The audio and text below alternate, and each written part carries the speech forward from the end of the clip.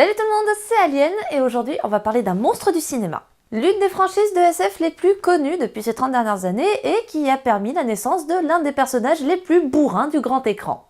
Alors sortez l'artillerie, on s'attaque aujourd'hui à Terminator. Comment passer à côté de l'un des cyborgs les plus célèbres du cinéma, l'une des figures les plus connues dans le paysage de la pop culture, maintes fois copiée, imitée et parodiée. Sarah Connor. C'est à côté. Terminator, c'est le plus célèbre des robots, mais aussi l'un des films qui a révolutionné la SF et qui a révélé Arnold Schwarzenegger au grand public en tant que star d'action. Mais la question que l'on va se poser aujourd'hui, c'est comment est né Terminator, comment fut créé le fameux T-800. Eh bien, tout a commencé par un cauchemar. En effet, lors d'un voyage à Rome pour la promotion du film Piranha 2, les tueurs volants, un chef-d'œuvre absolu, James Cameron, le réalisateur, tomba malade et rêva d'un torse métallique se traînant hors d'une explosion et tenant des couteaux de cuisine. À son retour des États-Unis, il écrivit un brouillon du film inspiré par ce rêve étrange et plusieurs films tels que Mad Max, Assaut, Driver ou des épisodes de la série Au-delà du réel. Mais l'idée du Terminator ne date pas d'hier pour Cameron puisqu'il a déjà réalisé un court-métrage intitulé Xenogenesis sorti en 1978 où il mettait en scène une créature mi-homme mi-machine. L'agent artistique de Cameron détestait l'idée de Terminator et suggéra au réalisateur de travailler sur un autre projet, mais Cameron tenait tellement à son bébé qu'il renvoya son agent pour se consacrer au film. Après l'écriture du scénario, il fallut trouver les acteurs et surtout celui qui allait incarner le fameux T-800. C'est donc Schwarzenegger qui incarnera Terminator, même si au départ, James Cameron n'était pas trop chaud sur cette idée, car il ne le trouvait pas assez impressionnant pour le rôle.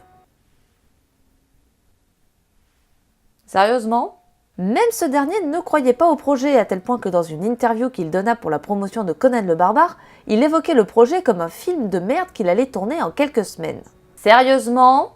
Mais finalement, après avoir beaucoup échangé avec Cameron et commencé à s'entraîner au maniement des armes à feu, Schwarzy changea d'avis et se donna entièrement à la production du film. En 1983, James Cameron décide enfin de lancer le tournage de Terminator, mais Schwarzy fut retenu pendant 9 mois sur le tournage de Conan le Destructeur via une clause dans son contrat.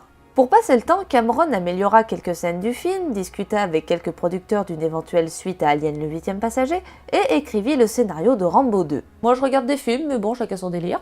Il demanda également au mythique Stan Winston de s'occuper des effets spéciaux et plus particulièrement de la création du squelette du T-800. Pour ceux qui ne connaissent pas Stan Winston, c'est l'un des plus grands créateurs de FX d'Hollywood, qui a entre autres réalisé le Terminator bien sûr, mais aussi le costume de Predator, les dinosaures de Jurassic Park, mais aussi le maquillage des zombies dans le clip Thriller de Michael Jackson. Winston engagea pas moins de 7 personnes pendant plus de 6 mois pour concevoir le prototype de ce qu'allait devenir le fameux T-800, à base d'argile renforcée avec du plâtre et des tiges d'acier. Les pièces étaient ensuite poncées et recouvertes de plaques en chrome. Pour le visage, Winston utilisa des moulages du visage de Schwarzy avec un mélange de silicone, de l'argile et du plâtre qui serait ensuite posé sur le squelette en acier.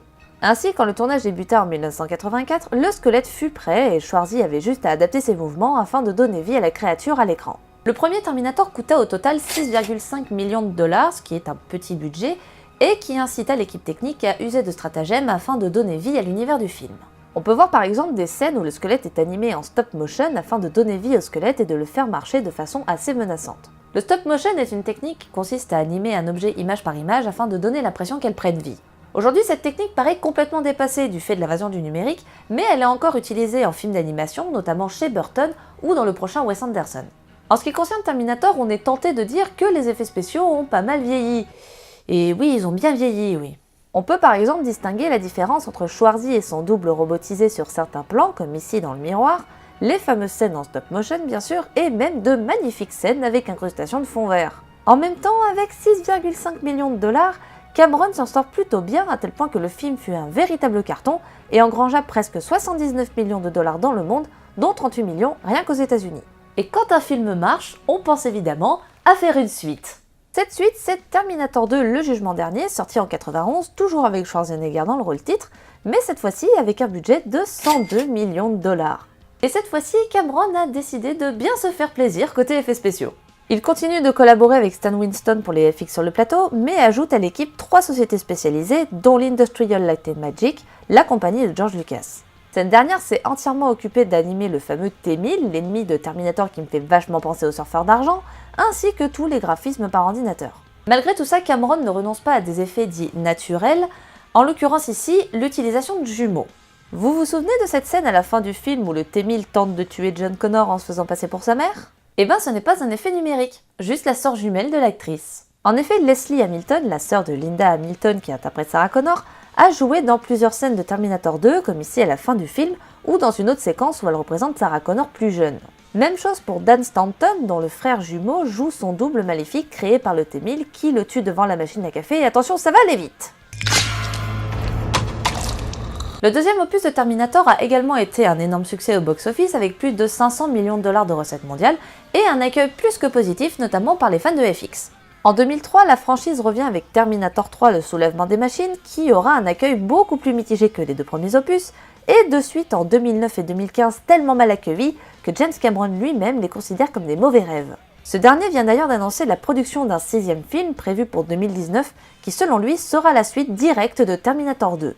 Aujourd'hui, Terminator 1 et 2 font partie de ces films que tout le monde connaît de nom, où l'on connaît quelques répliques cultes, mais que certains n'ont peut-être jamais vus.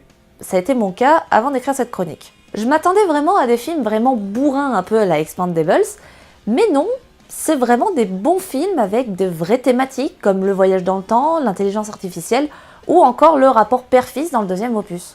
Donc même si vous n'êtes pas fan de SF, regardez au moins les deux premiers Terminator rien que pour votre culture générale. Et comme dirait le T800, reste cool, sac à merde. Merci à tous d'avoir regardé ce nouvel épisode de Hors Champ, j'espère qu'il vous a plu.